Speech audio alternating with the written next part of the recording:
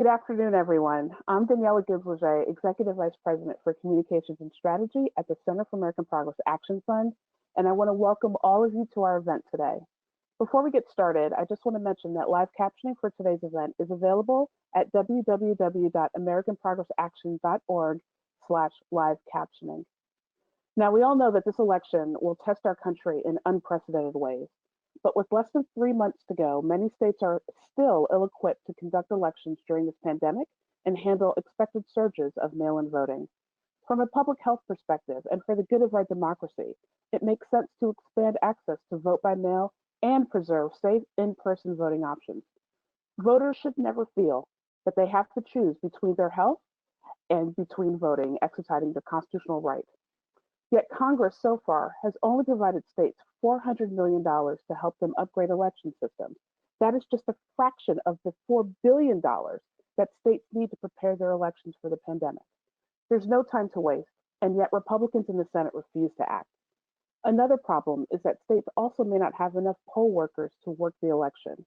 During the primaries, poll workers resigned in droves over COVID-19 health concerns. Without enough poll workers, early in-person voting gets cut or eliminated, and the number of election day polling places is reduced dramatically. This limits options for voters who need or prefer to vote in person, leading to crowds to congregate at the few polling places that remain, which in turn can endanger public health. We saw what happened in places like Wisconsin, when many polling sites were forced to close due to poll worker shortages, leading to long lines and wait times. Following the election, new COVID-19 cases were reported in the state in connection with election practices. On top of this, President Trump is openly trying to sabotage the post office so he can impact this election. The head of the U.S. Postal Service has taken steps to slow down mail processing and delivery, although huge public pressure is starting to get him to back down slightly. He's a partisan Republican fundraiser handpicked by Trump with no direct postal experience. And Trump last week admitted that he wants to deny funding to the Postal Office to prevent it from processing mail-in ballots. Our guest today will address these issues and discuss how we can safely and effectively conduct the election in November. And now I have the distinct honor of introducing our keynote speaker, Senator Amy Klobuchar, to start this discussion. Senator Klobuchar has been a leader in working to ensure Americans have a safe and reliable way to vote this year. She's the ranking member of the Rules Committee with oversight of federal elections. In March, she helped introduce legislation to allow all voters to cast a ballot by mail and expand early in-person voting. We're excited to have her here with us today to talk about why Congress needs to act and why this issue is so important ahead of the November election. Senator Klobuchar, thank you for taking the time to be here, and thank you for all the work you're doing to help voters cast their ballots in a safe and secure manner. Senator Klobuchar. Oh, thanks so much, Daniella, and thank you for Center for American Progress. I can't tell you how timely this is. All you have to do is pick up the paper or look online, and it is, as Michelle Obama so beautifully explained in her remarks on Monday night, the #1 issue. And by the way, as a voting geek, I loved how she not only had the soaring rhetoric and the very direct mom point where she said, "Let me be clear," and then she said, "If you think it can't get worse, it will." She then got to the details of what people have to do to vote this time, that they have to do everything to figure out the rules in their states about vote by mail, and then immediately do it, not just wait till the very end. She then said, and if you don't vote that way, there are other ways to vote. So pack a breakfast, wear your comfortable shoes. I mean, she really got to the nitty gritty, and I think that's what we're going to do today. The panel is incredible because you have such leaders. The mayor of Atlanta, one of my favorites. We've got Vanita Gupta, who has been leading the charge for years on voter suppression and the Voting Rights Act.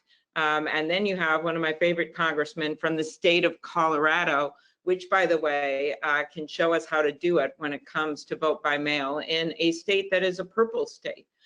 So that's a lot of our case here, by the way, as you talk to people across the country as this goes on, that this is not just a Democratic issue, this is a democracy issue. You have got states like Utah with Mitt Romney standing up to Trump on vote by mail, but also on the post office. You've got Republican governors across the country, even ones that didn't speak at our convention, who are standing up when it comes to funding, getting more federal funding, which is my bill with Senator Wyden, as well as setting national standards. So that's why all of this is relevant. As I said at the convention, the president may hate the post office, but he is still going to have to file a change of address card come January. So that being said, let's go over what we need to do and what's happened here. To me, the pandemic has really put a big magnifying glass on what we already knew were disparities, racial disparities, income disparities, you name it. But when it comes to voting, as Vanita will tell you, we've been seeing this suppression immediately after the portions of the Voting Rights Act were set back and thrown out by the US Supreme Court in the Shelby case. And then suddenly, big surprise, despite Ruth Bader Ginsburg's great warnings and her dissent, we suddenly saw all these voter suppression measures crop up in states that you would expect, to the point where in North Carolina, coming out of there, a federal court said that they were discriminating with surgical precision. That includes Republican appointed judges saying that. So let's remember, this was going on before the pandemic. We were challenging things with some success in some states. Then the pandemic happens. So what we knew going into it was that a bunch of states had some crazy rules, like you have to have a notary, and they'll fill you in. There's some of that going on still to get a mail-in ballot, or you have to have 2 witnesses. There's a story during the primary of a voter in a hospital getting through glass, trying to get a notary to sign a registration. So you had that problem. You had the fact that not a lot of states are like Colorado that have done this in a big way. It's all over the map. My state, okay, this is my brag moment. In addition to bragging about the twins, we're doing really well. I will brag that Minnesota has the highest voter turnout in nearly every election. Yet only 25% of our voting is vote by mail. A lot of it is because we have same-day registration, really good things. So every state in the country, with the exception of those states like Colorado, Oregon, Utah, California to a certain degree, you can look at the Brennan Center has this incredible number showing who has the most. The average is 25% where I am. New York only had 5% in past federal elections. Yet all over the country, Democrats, Independents, Republicans are voting by mail. So no matter what Donald Trump says, whatever lies he spews on his Twitter feed, people are still voting that way. In the Republican primary in Maryland, over 95% of the people voted by mail. So that's a fact. So that's the first of the facts that people are doing this. The second is the lies of Trump and unmasking them. I mentioned all the Republicans who have stood up for the sanctity of vote by mail, the low incidence of fraud. I think it was in Oregon, they looked at it over decades and it was like 0.0000001% instances of any kind of double voting or fraud. So that's a lie and we always need to defeat that. But the voters, I think, know it. That's why they're voting that way. The third thing is the hypocrisy of what they're saying. Because my favorite image of this, since we're on a screen and all tired of looking at these Zoom calls, is on one side of the screen, picture those voters in Wisconsin in their homemade masks and garbage bags, standing in the rain just to exercise their right to vote at the beginning of the pandemic. And about 70 of them ended up getting coronavirus. Think of what happened in Georgia that you will hear from Mayor Bottoms. Okay, so that's one side. Then on the other side of the screen, you see Donald Trump voting in the luxury of 1600 Pennsylvania Avenue with his mail-in ballot that he got from Palm Beach, Florida, sitting there in his slippers. I made up the slippers part, but that's just kind of what I imagine. So we know that all of this stuff he's putting out there just defies any kind of reality when you look at the facts. So now let's go to solutions. We know what he's saying about that it's full of fraud is wrong. We know where the people are, including the public polls. they're voting that way, but also something like, I think it's over 60% of Trump voters in that range, prior Trump voters, said that they wanted Congress to do something about it. 75% of voters said they want to have safe elections. So then we get to my last point, is what do we do about it? So this bill that Senator Wyden and I put together has funding, and in fact, it is the bill that the House passed in the HEROES Act. So it's already passed the House. And it is $3.6 trillion, and it goes to cover things like, $3.6 billion, and it goes to cover things like what was just mentioned by Daniella, the training new poll workers because there are going to be people voting on election day. We know that. So we have to train a whole new cadre of poll workers who are less susceptible to coronavirus, state by state by state. Secondly, keeping the polls open.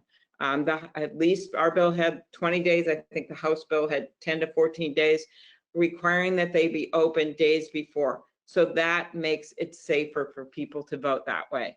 That's one of the big reasons our voter turnout is so high in Minnesota, because they're open for so long ahead of time, and it's so much safer for voters.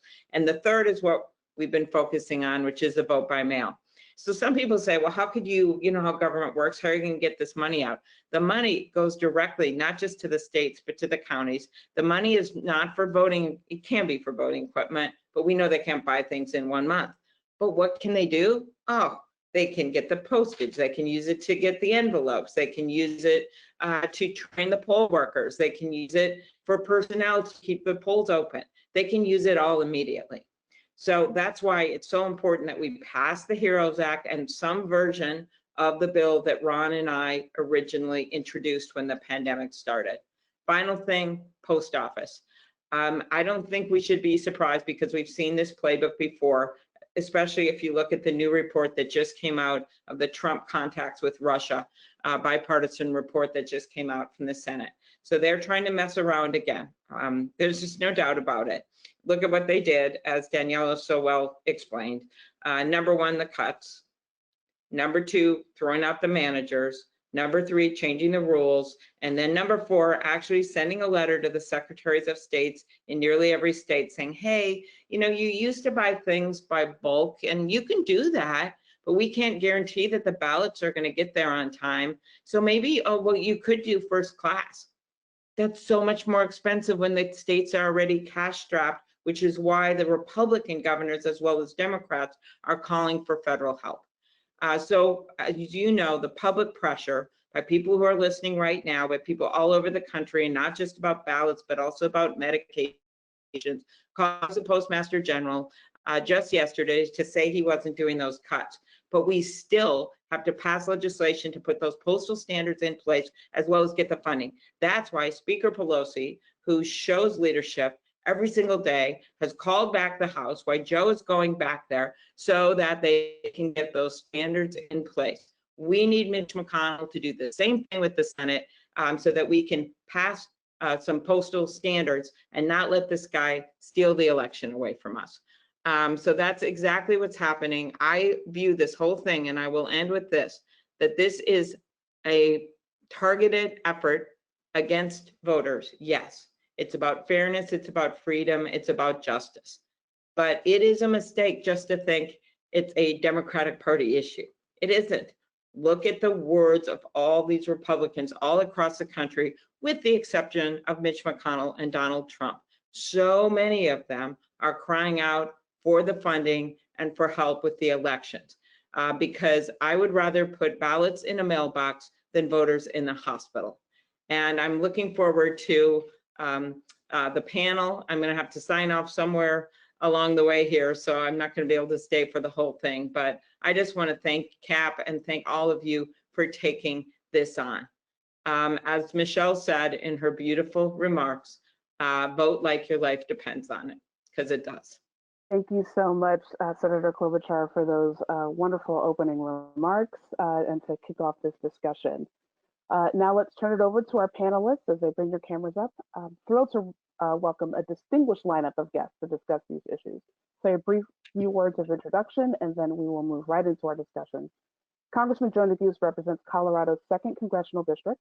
He was elected to his first term in November 2018 and is the first African American member of Congress in Colorado history. He serves as a member of the House Judiciary Committee, House Natural Resources Committee, and the House Select Committee on the Climate Crisis. Mayor Keisha Lance Bottoms became mayor of Atlanta in 2018. She is the only mayor in Atlanta's history to have served in all three branches of government, having previously served as a judge and a city council member. Vanita Gupta is the former head of the Civil Rights Division at the U.S. Department of Justice. She now serves as the president and CEO of the Leadership Conference on Civil and Human Rights. Thank you all so much for taking the time to be here today. Before we get started, just another housekeeping note. We have set aside some time at the end of this discussion for your questions. So please feel free to submit any questions you have for our panelists. You can use the questions tab on the side of your screen. And you can also join the conversation on Twitter using the hashtag #MoveForward. Now let's get started. Congressman Neguse, I'd like to start with you. You introduced the Protect Our Post Office Act back in March during the early days of the pandemic. It was supposed to protect vulnerable postal workers and help maintain on-time delivery. And now we're seeing the opposite take place. We all talked about the Postmaster General slowed down mail processing and delivery with Trump's approval, although the Postmaster General just announced a few changes that could start to reverse some of this harmful slowdown. What is it going to take to completely turn this around and get the Postal Service to a place where it can handle a surge in mail-in voting? Well, it's going to take a change in the political will of my colleagues in Washington. First and foremost, it's great to be with you, Daniella, and of course, to share the virtual stage with such a distinguished panel. It's been a pleasure to work with Vanita on the Judiciary Committee in the House. And of course, I'm a big fan of Mayor Bottoms and very grateful for her leadership. I usually get to see her on CNN or MSNBC, so it's great to be able to share a stage here.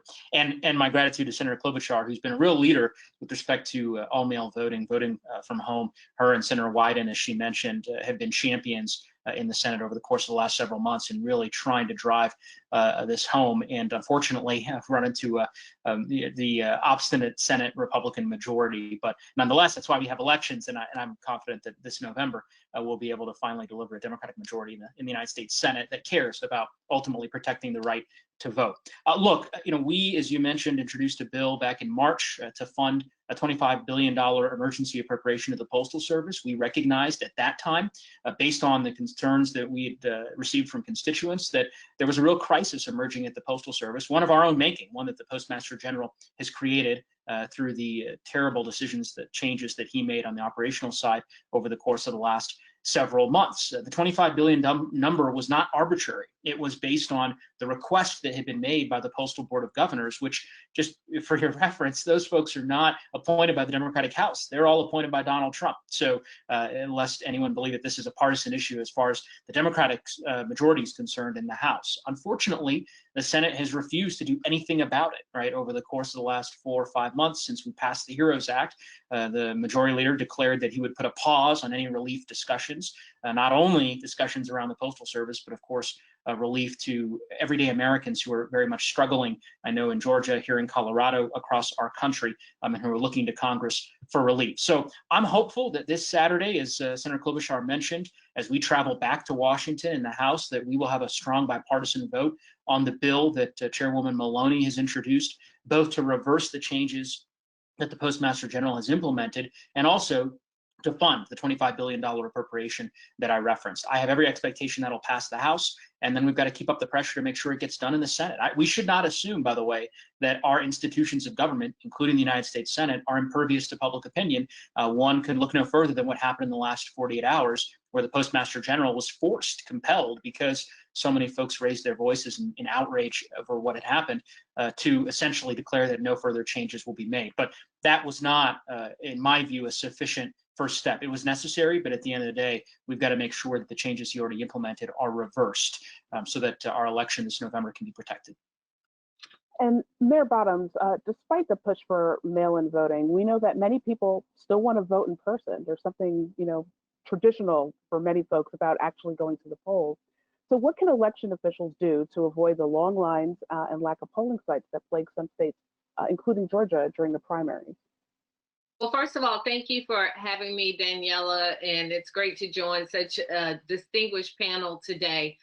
You're right. There are a lot of people who like to show up and vote in person, and still a very big set of folk who believe in showing up on election day. But for the people who want to go through the exercise of actually going to the polls, we are encouraging people to please vote as early as possible.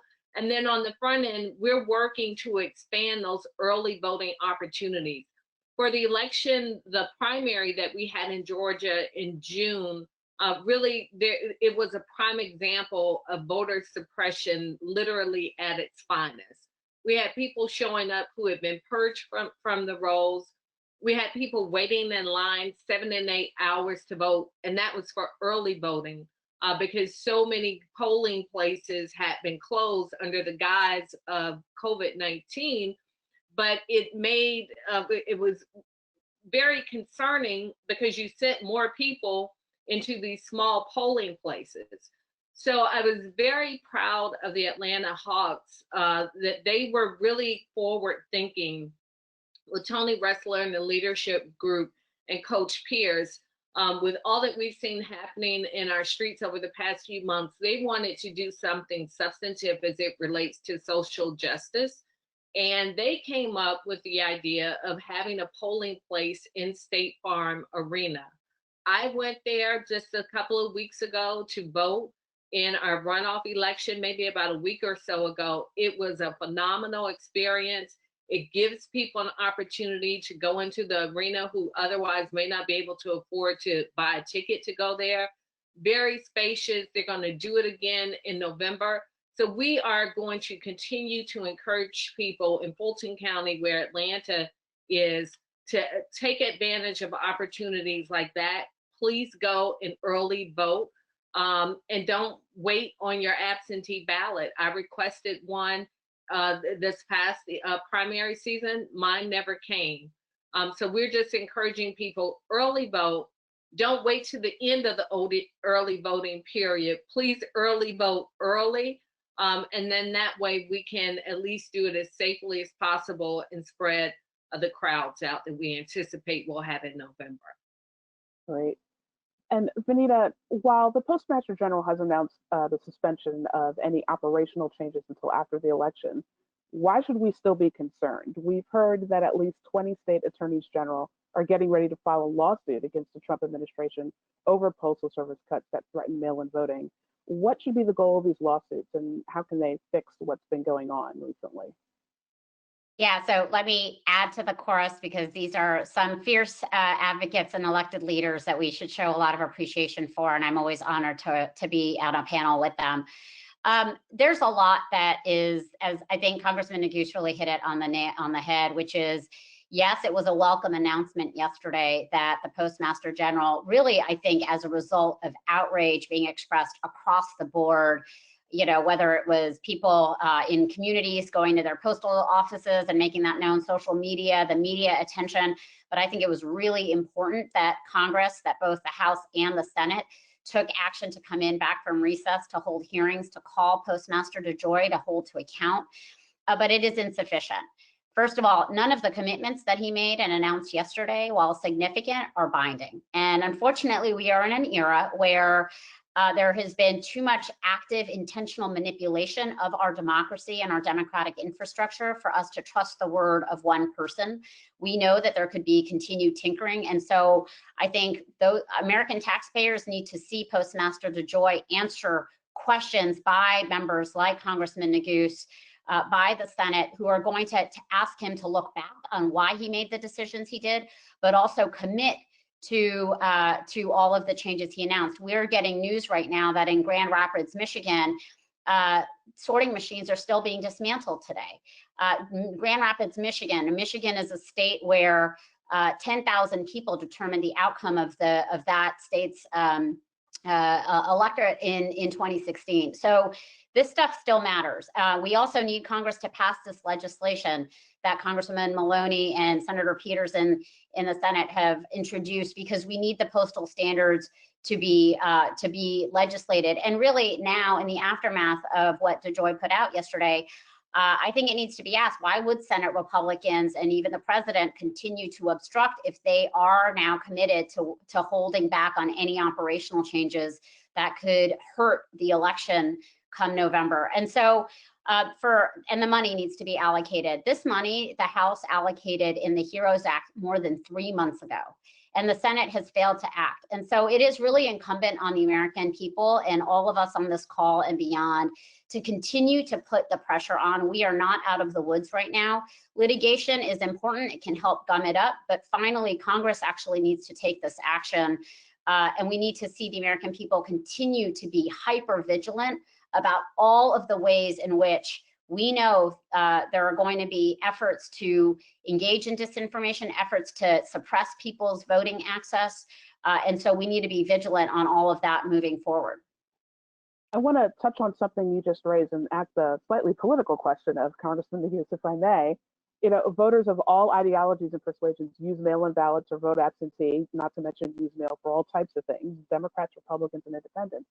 So why do you think it is that only a handful of Republicans in Congress have vocalized the defense of the Postal Service in the face of the president's assault on the institution? Why? What do they risk in not speaking up? That's a great question. I wish I had a fulsome answer. I mean, I guess it's obviously disappointing that so many Republican leaders have been unwilling to defend what I think is a system that has worked quite well in the states where it has been implemented. And just to give you a sort of some context, here in Colorado, we've had an all-mail ballot system since 2013, reforms that were enacted by our state legislature and by then Governor Hickenlooper. And over the course of the last 7 years, it's worked exceedingly well, so much so that in 2018, by way of example, my congressional district, Colorado's 2nd congressional district, Fort Collins, Boulder, our Central Mountains communities, had the highest voter turnout of any congressional district in the United States of America. And while I'd like to think that's because we had a great candidate, the truth is I think it's had much more to do with the laws that are on the books and the reality that here in Colorado, for those who are legally eligible to vote, we make it very accessible for them to do so. In the 2 out of the last 3 statewide elections in the state of Colorado, more Republicans than Democrats participated in vote by mail. So this notion that somehow this benefits one political party over another is just farcical. I don't think it's supported by the facts. In terms of why Republican members of Congress have been unwilling to state the obvious and defend the system that we have here in our state and in other states, I think it's reflective of the very highly polarized political climate that we have in our country right now. That is, based on any number of factors that we could spend an entire day talking about, that Vanita has spent her career fighting for, whether it's gerrymandering and the way in which congressional districts are drawn, and the reality that many members of Congress simply do not want to cross this president in fear of having a potential primary back in their home district. So, but I think it's a shame, because at the end of the day, I think we need to have people of good faith from both political parties being willing to stand up and say that protecting the right to vote is something that is worth fighting for. Last point I will just reference, because this is a new development and it's not something that was partisan before. I know Mayor Bottoms was at the service for, of course, a giant among giants, Mr. Lewis, my colleague in Congress. I was there as well. And I remember President Obama, as he was delivering his eulogy, noting the fact that the last 2 presidents to reauthorize the Voting Rights Act were Republicans, as Vanita well knows, President George W. Bush and President George H.W. Bush. So the modern Republican Party, in my view, again, has moved far afield from the predecessors who I think recognized the need to be able to work together on these types of core issues to our democracy. Mayor Bottoms, I wanted to ask you about poll workers, something we mentioned earlier. We do face a severe shortage of them, which makes it hard to provide the necessary number of in-person polling places. And I know this is something that frustrated you and other Atlantans during the Georgia primary. Can you specifically talk about the steps that you're taking to address this particular problem? Just, Daniella, very simply, we're encouraging younger people who may be in good health to please sign up to be trained as poll workers. We know traditionally many of our precincts they have workers in our precincts who've done it for many years. They do it very well. They're often senior citizens. And in so many ways, this is the sadness of COVID. Obviously, there's a need to have people who are less vulnerable staffing our precincts, but it's also very disheartening that many of these seniors who've done this for decades and really look forward to these elections aren't able to go in without fear of risking their lives to work in these polling places. But, you know, with any organization or any entity, we know that it's important that you have succession planning. And so there's a need for younger people to sign up to work the polls, just so that we won't lose that talent and there won't be a significant disruption in talent. But it is unfortunate that it is in the midst of a pandemic that this is happening. But I'm very happy to say we have had many young people to sign up. Even when I went to cast my vote during the primary at my normal early voting place, I saw a lot of new faces, younger faces in that polling place, but I also miss a number of the seniors that I'm accustomed to seeing when I go to vote as well. And Daniella, if I may just add on, for folks that are interested in signing up or to get the message out, powerthepolls.org is where the leadership conference is on the steering committee for this. It's, you know, recruiting younger poll workers for exactly all of the reasons that the mayor said, and it's going to work with local and state election officials to get folks trained up and deployed. So Power the Polls is one outfit that I would drive people to. Trevor Noah has been helping us get the message out, but I want to get the message out widely. Great, thank you. And next question is to you. We've heard President Trump keep raising the specter of fraud with voting by mail. But what do the facts really say about how safe and reliable mail-in voting is, and how can we, you know, assure the American people that this fraud really isn't a thing? Yeah, you know, I look forward to a conversation sometime in the near future where I don't even have to answer this question anymore because it is so widely accepted how bogus this narrative is. There has been study after study after study. Republican secretaries of states like Frank LaRose in Ohio, Democratic secretaries of states that have attested to the fact that states like Colorado, and Congressman Neguse just attested to this, but states like Colorado, Hawaii, Oregon, Washington that have been using mail-in voting for a long, long time without a glitch. I mean, 250 million people in recent years have voted by mail across the country with no significant scandal. And the media has been listing out all of the studies that have been done. We have to understand that voting by mail is one of the safest and most secure ways to exercise your right to vote, and especially amid a pandemic. We are going to, it's really important that we work to preserve early in-person voting or expand in-person voting for the reasons that the mayor said. There are people like Native American voters who don't have access to U.S. Postal Services, voters with disabilities, voters for whom English is a second language, who need to be able to vote in person. But voting by mail is one of the most safe and secure ways to vote amid a pandemic. And don't take it from me, take it from the states that have been implementing this for so many years. I would really recommend, and I want to double and triple down on what the mayor was saying, which is that in this moment, it is so imperative for people not to wait. If you are going to vote by mail, go to vote.org. Get your information, make sure you're registered, and find out the information about how you vote absentee on vote.org. Every state has different rules. In some states, you have to get your absentee ballot 10 days before the election. You don't want to be caught flat-footed on that.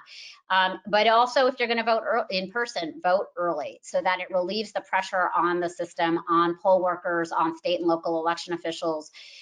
One of the things that I think we all have to fight back on is if people start to see what the manipulation efforts are in the U.S. Postal Service, they start to also lose trust in the system. And voter suppression isn't just about obstacles that are placed in the way of people voting. It is also the active discouragement of voters from participating to begin with. That was a very effective ploy, in particular for young voters of color in 2016.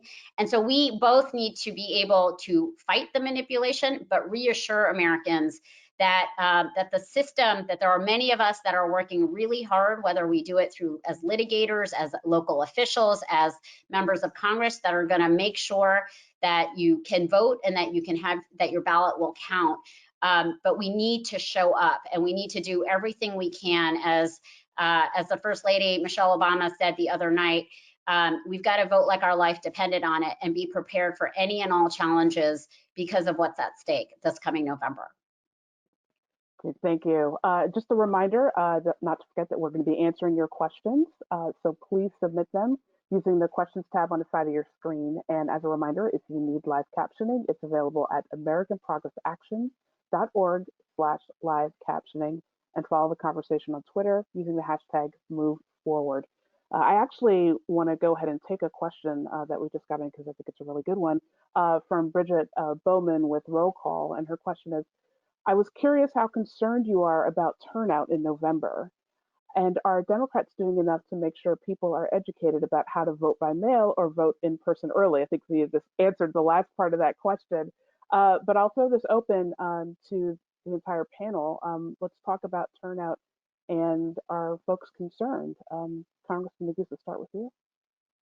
Sure. I would say I think that having watched the convention the last 2 days, including getting to see Mayor Bottoms and so many other of our national leaders talking about the real ways in which Vice President Biden and Senator Kamala Harris will deliver, I think, a humility and a sense of grace and integrity and decency back to our politics. I think folks are excited. I am not worried about turnout. Suffice to say that I think folks are very energized to turn out this November. Now, that being said, obviously we're going to have to do our part, both state, local, and federal leaders, in preventing the type of sabotage that's been occurring at the Postal Service, so that it does not ultimately depress turnout of folks who are wanting to exercise their right to vote, irrespective of their political affiliation. But no, I am confident that come this November, we will have a historic turnout.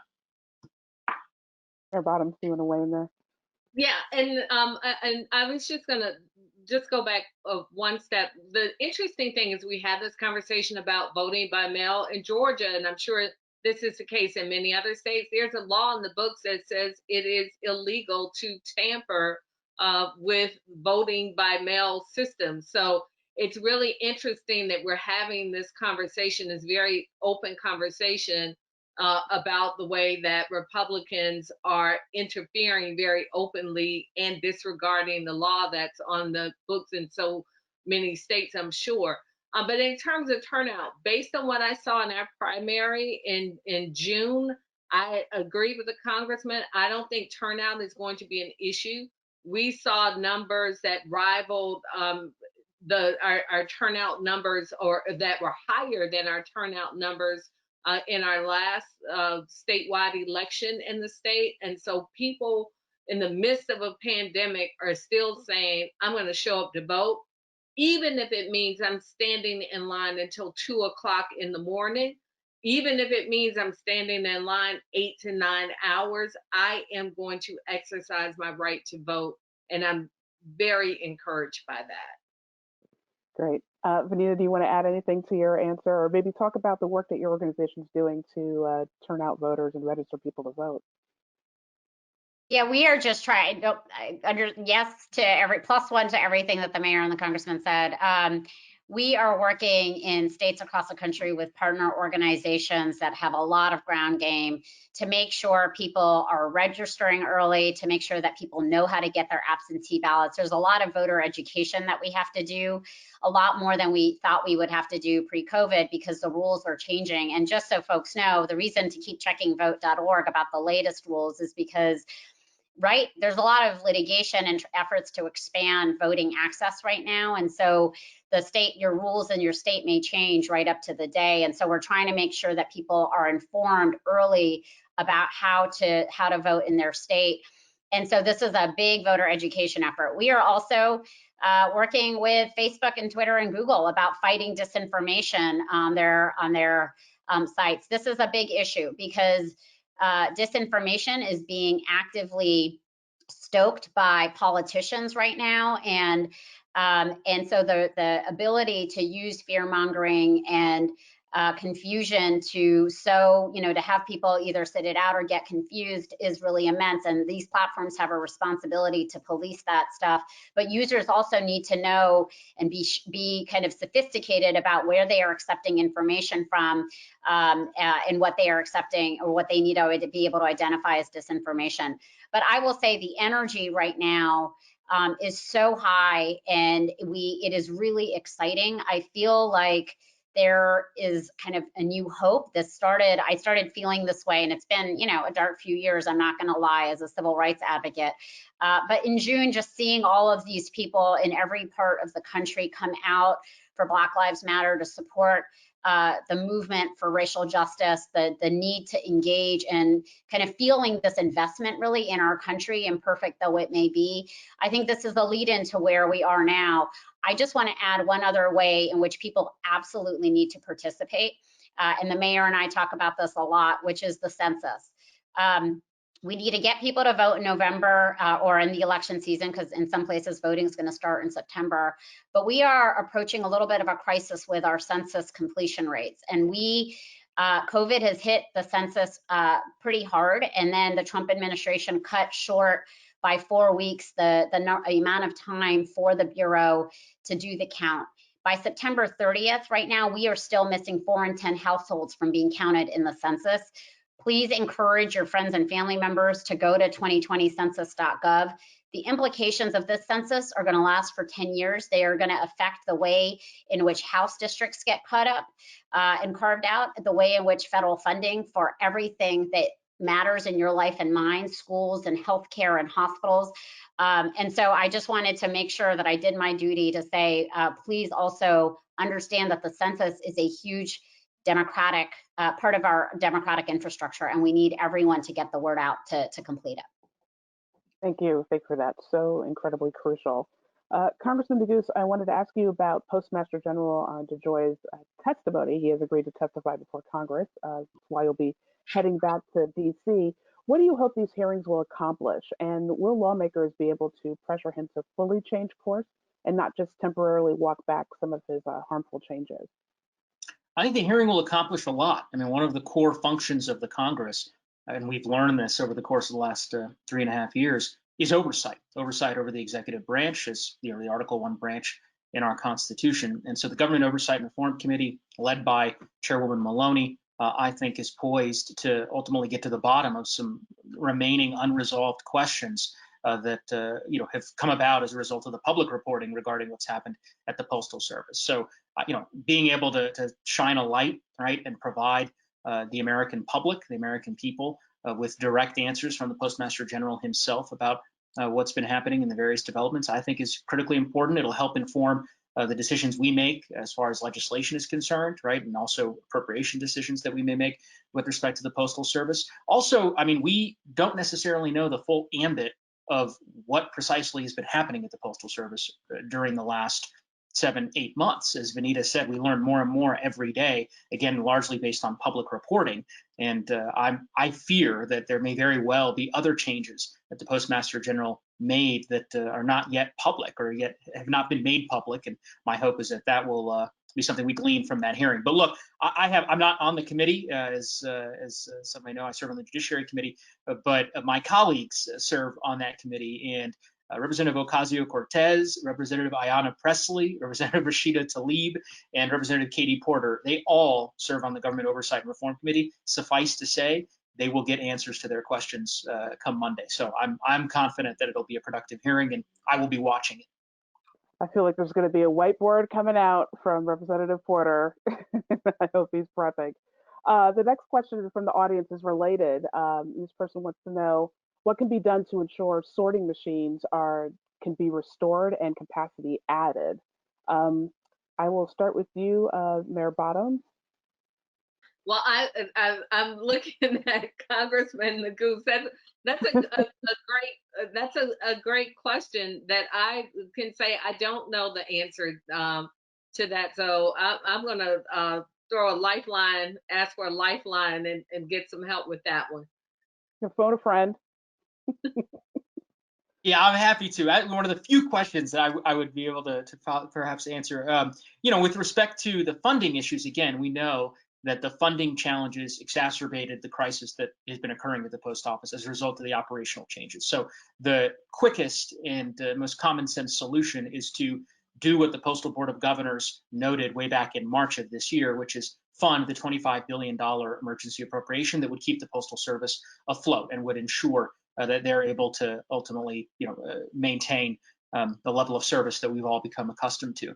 With respect to the sorting machines, I mean, look, that's a tougher question, because I think we have to come up with a way in the Congress to essentially compel the Postmaster General to reverse the changes that he implemented. Now, of course, we're going to try to do that on Saturday by voting for the bill that I mentioned that Chairwoman Maloney has introduced. And I suspect, I have every expectation that bill will pass the House. That bill would essentially revert the Postal Service to its operations effective January 1st of this year. So, the various sorting machines that were removed would ultimately have to be put back, right, and placed back into those facilities, including here in Colorado. But it's an open question whether or not that bill will ultimately make it to the president's desk. So I think we're trying to explore other ways, absent public pressure, which of course has already compelled the Postmaster General to at least commit publicly in a press release and not to make any further changes. But we've got to figure out different ways to hold his feet to the fire to ensure that in fact those changes are not just stopped but reversed. And Vanita, I suspect if I want to ask Vanita, I'm sorry about this, but I am curious. In other countries, we see election monitors, and I would assume under normal circumstances, the DOJ would come in and make sure that there's compliance.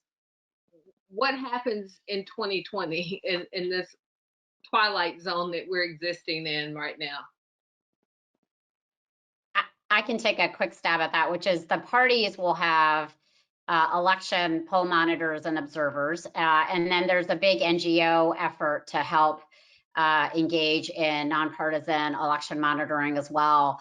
But I will say that to this point on the Postmaster General and the reversing of restoring of the mailboxes and sorting machines that have been cut, I actually think also, I suspect that some of your colleagues, Congressman Neguse, at the hearing are going to try to nail down some commitments to that restoration. There have been organizations that have done FOIAs to really understand and look back about what had been done and where to get really granular. Obviously, Congress has the ability to demand that information from the Postmaster General and then to elicit some commitments. I think some of the litigation could be a way to get some of those commitments if there are settlement agreements and the like.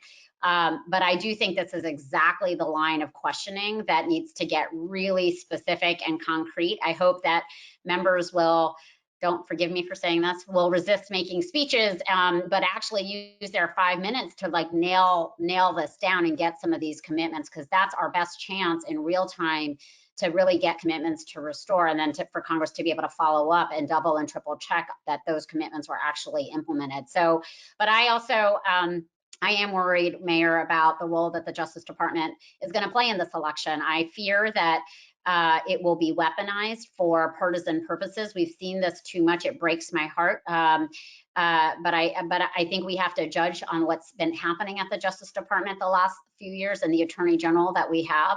And so we have to be prepared to, as you know, as other branches of government. I think there are state attorneys general that are focusing on these issues. There are the civil rights community is really honing in. I think local and state electeds who are going to be really close to some of the local problems. We need to be able to speak in real time to make sure that people's voting rights are actually protected in the face of, you know, overwhelming efforts to suppress the vote. And I hope, my hope is that there's just such energy kind of in all quarters that we'll be able to do that. But it's, as I said, it is going to take a lot of vigilance.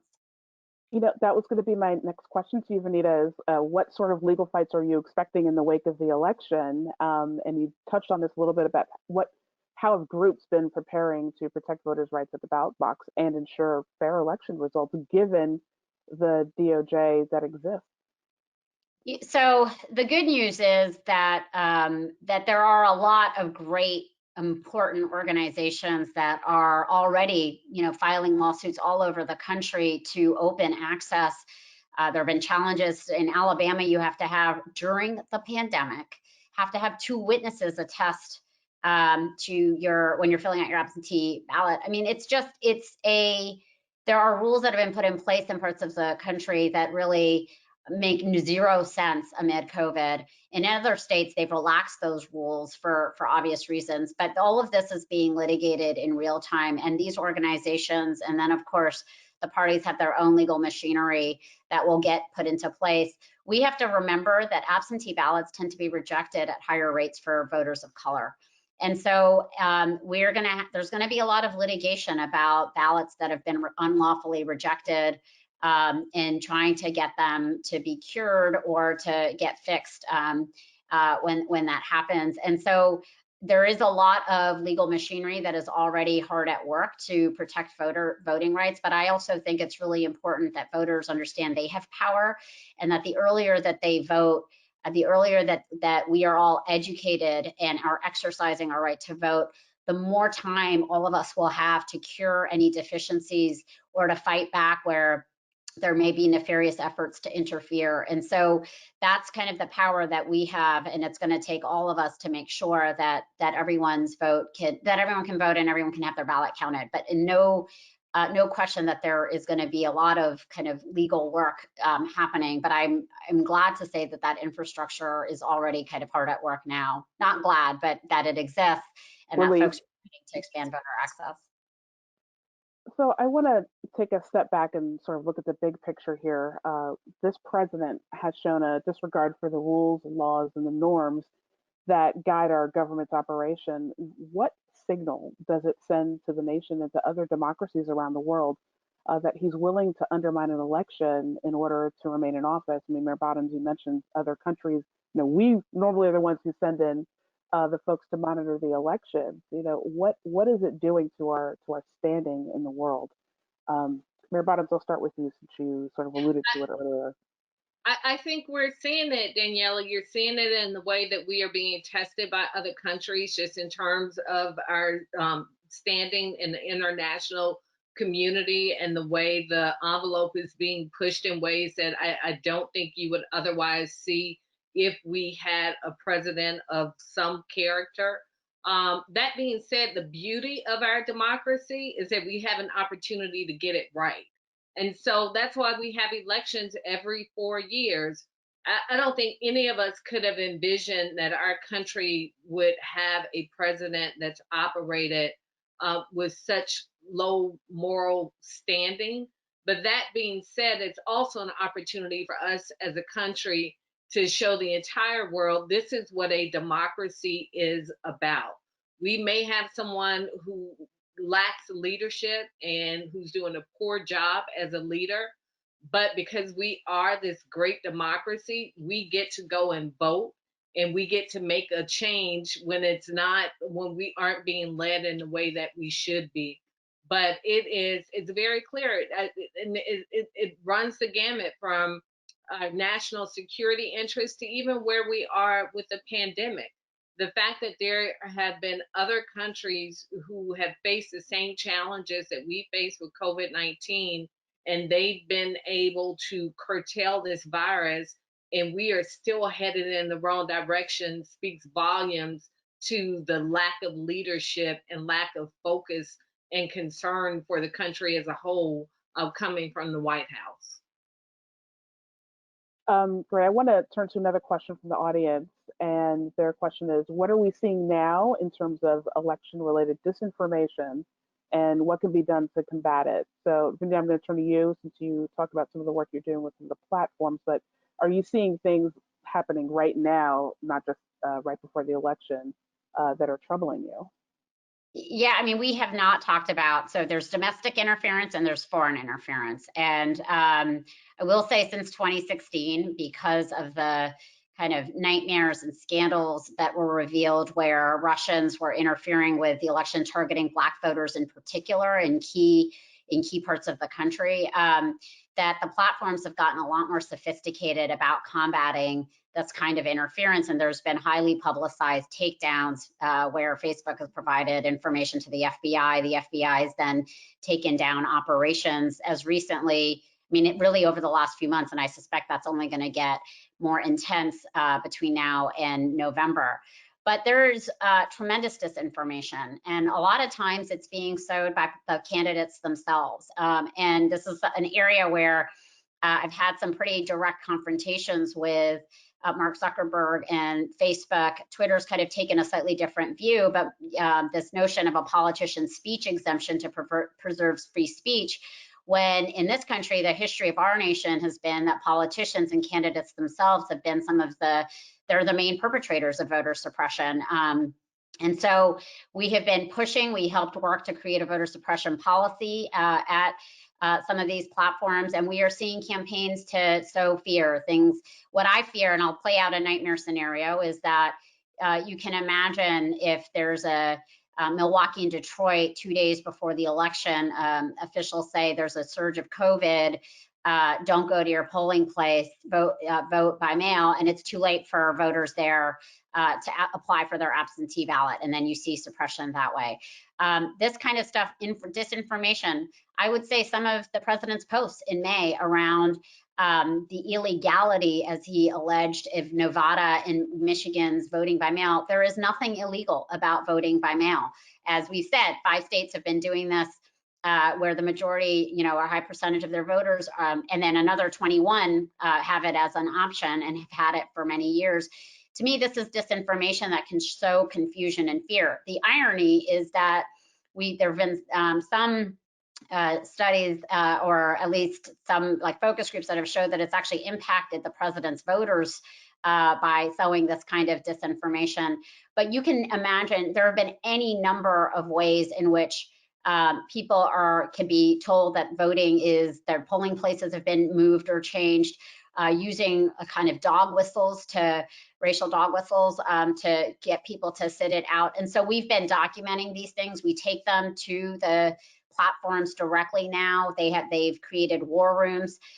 We aren't totally satisfied just yet with how much self-policing is going on, but we are going to continue to push at the highest levels of the companies to make sure that they are not spreading misinformation or disinformation.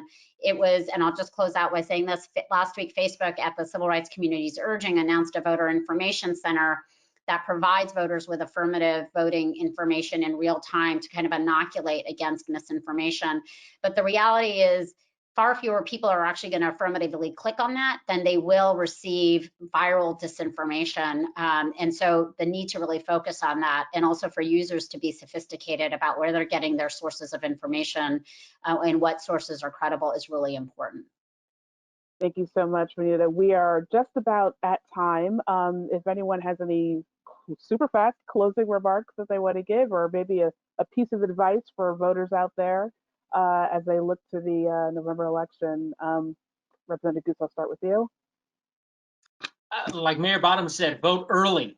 Please vote early, and make sure, regardless of who you're voting for, that you get out and you vote and you exercise that fundamental right to the franchise that so many have sacrificed so much for. Thank you. Mayor Bottoms. Stay focused.